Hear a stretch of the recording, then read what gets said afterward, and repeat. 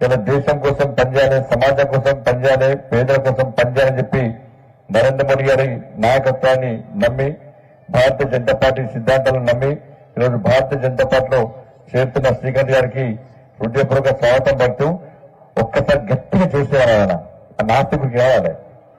శ్రీకాంత్ గట్టిగా అంటావు కదా, గట్టిగా జై శ్రీరామ్ మదరాదే ఈ పోటీ పెడతాం మీ అందరు కావు. అక్కడ ఫస్ట్ మీరు చేసేవాళ్ళు గట్టిగా మీరు దమ్మైన చూపుతారు పట్టకుండా కూడా పలగొట్టుకుంటారు గట్టిగా అంటారు కదా. మీరు ఎవ్వరు ఫస్ట్ వీళ్ళు అంటారు అక్కడ అంటారు. అక్కడ గట్టిగా రెండు చేతులు పైకెత్తి వీళ్ళు చివరి గదిగా రావాలి వల్ల జై శ్రీరామ్ మీరు అనుకోరు జై శ్రీరామ్ చూసారా. ఇప్పుడు మీరు అన్నాక జై శ్రీరామ్, ఇప్పుడు మీరు అన్నా జై శ్రీరామ్ అప్పుడు కోపలు మీరు జై శ్రీరామ్.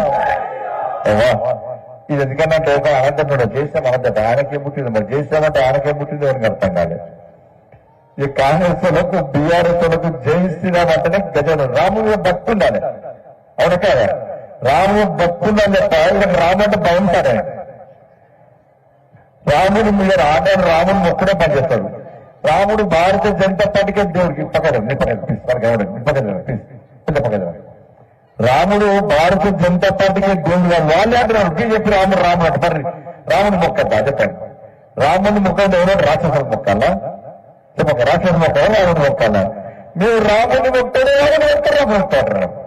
అక్షంతలు వాడుతారు, అక్షంతలు వాడుతారు, అక్షంతలు ఒక రేషన్ బియ్యం అంటారు.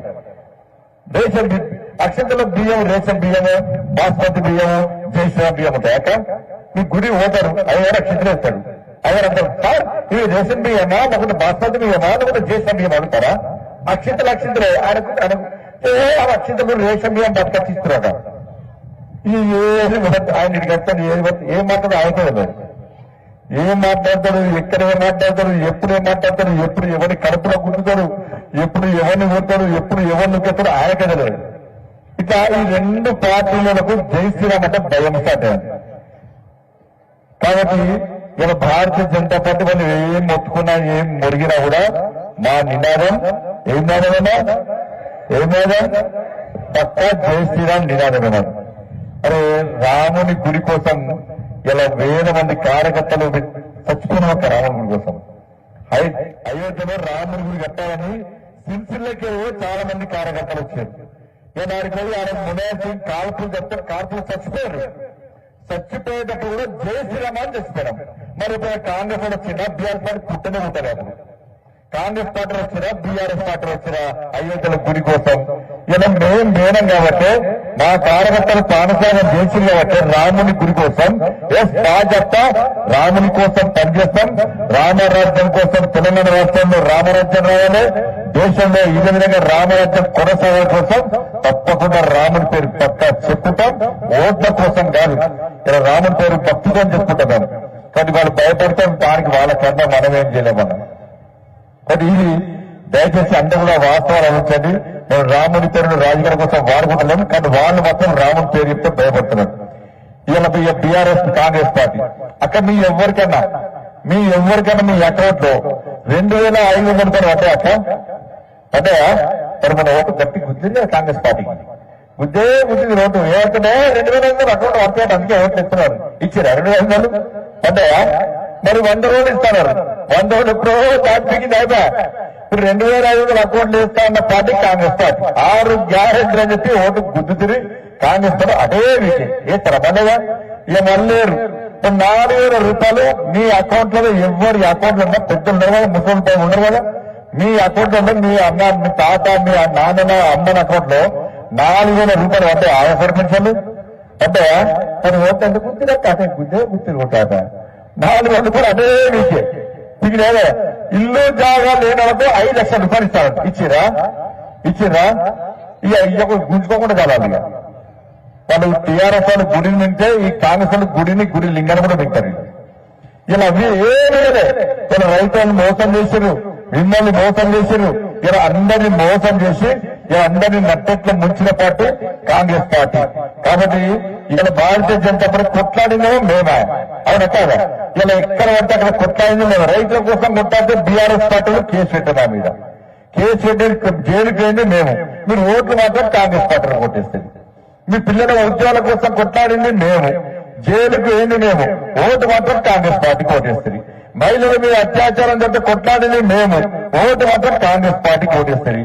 పోడు భూముల సమస్యల మీద కొట్లాడింది మేము, జైలుకు ఏంది మేము, ఓటు మాత్రం కాంగ్రెస్ పార్టీకి ఓటేస్తుంది. మీ ఇళ్ల కోసం కొట్లాడింది మేము, ఓటు మాత్రం కాంగ్రెస్ పార్టీకి ఓటేస్తుంది. మోడీ గారు వ్యాక్సిన్ ఇచ్చే, మోడీ గారు బియ్యం ఇవ్వబట్టే, మోడీ గారు రుణాలు ఇవ్వబట్టే, మోడీ గారు గ్రామ పంచాయతీ నీళ్లు ఇవ్వబట్టే, బాత్రూమ్ల పైసలు మోడీ గారే ఇవ్వబట్టే, శ్మశాన వాటికల పైసలు మోడీ గారే ఇవ్వబట్టే, అన్ని మోడీ గారే ఇవ్వబట్టే. కానీ ఓట్లు మాత్రం కాంగ్రెస్ పార్టీకి ఓటేస్తారు. ఇది తప్ప కాదా?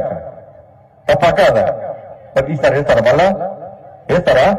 గట్టిగా మళ్ళీ వేస్తారా ఈసారి? ఈసారి అబ్బో ఎక్కడేస్తారు? అబ్బో మీ అందరికీ రాముడు మోడీ ఎవరు లేరు. అందుకే కొట్టాడింది మేము అని. మేము కొట్టాడితే మీరు వాళ్ళ కోట్లేస్తే ఇవాళ మమ్మల్ని మోసం చేస్తాట కాదా? మోసం చేస్తాట కాదా?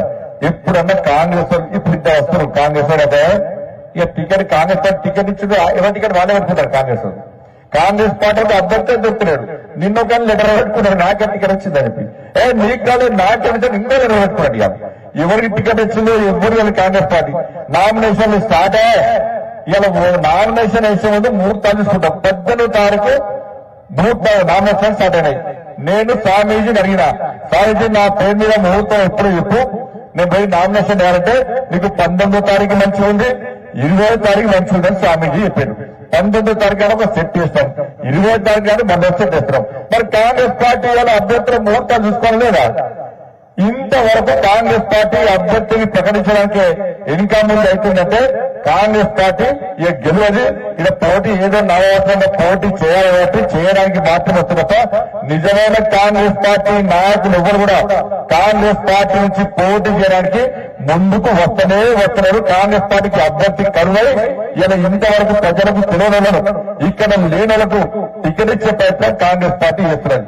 ఒక్కసారి ఆలోచించాను. ఇలా మీకు ఏ ఆపద వచ్చినా ఏ కష్టం వచ్చినా నేనొచ్చినా నన్ను కరీంనగర్ ఎంపీగా గెలిపించిన తర్వాత దాదాపు 12,000 కోట్ల రూపాయలకు పైగా నిధులు తీసుకొచ్చిన. ఈయన కోవిడ్ వచ్చినప్పుడు ఈయన బీఆర్ఎస్ పార్టీ అభ్యర్థిగా ఇంట్లో ఉన్నాడు.